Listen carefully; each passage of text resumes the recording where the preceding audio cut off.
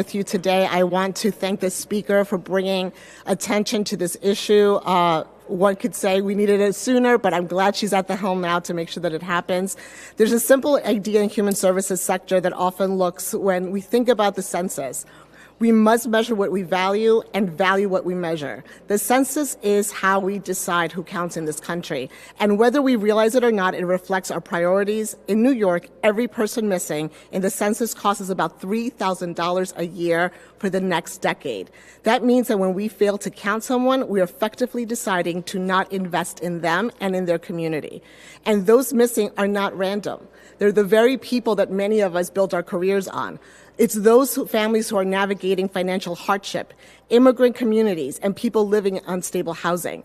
They're the very communities we say we care about the most, but the ones that risk being left behind. If we truly value New Yorkers, then we have to make sure they are visible in the data that drives decisions.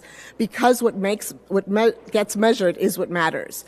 And what doesn't get measured gets left behind. Por eso es tan importante para mí decirle a mi comunidad latina que por favor, no tengan miedo.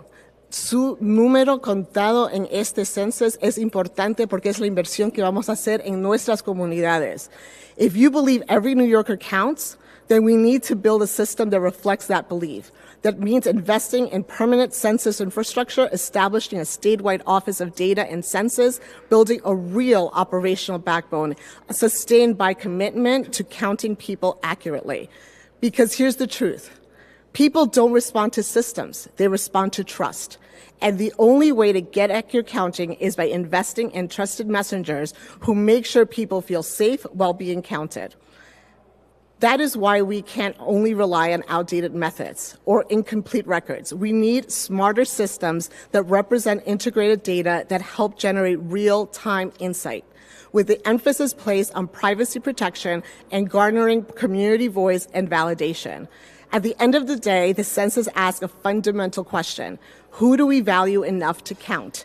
In New York, the answer must be clear. We value everyone, and we are going to make sure everyone is counted. Thank you. Next is Steve Romalewski from the CUNY Mapping Service at the Graduate Center. Thank you very much, Jeff, and everyone here.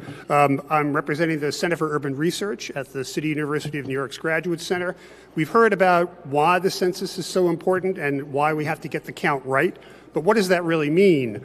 So every 10 years, the Census Bureau asks every householder in the country to fill out the questionnaire on their own. The Census Bureau says that when you do that, that information tends to be complete and accurate, but not everyone does.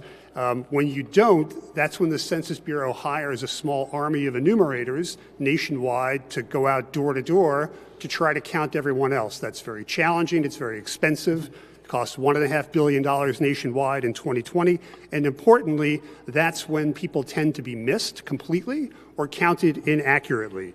The Census Bureau just published information that showed that in 2020 and 2010, in the census tracts that had the lowest share of people filling out the questionnaire on their own, half of the city's population lives in those areas where no more than 70% of the households filled out the questionnaire, and in some places even fewer, less than half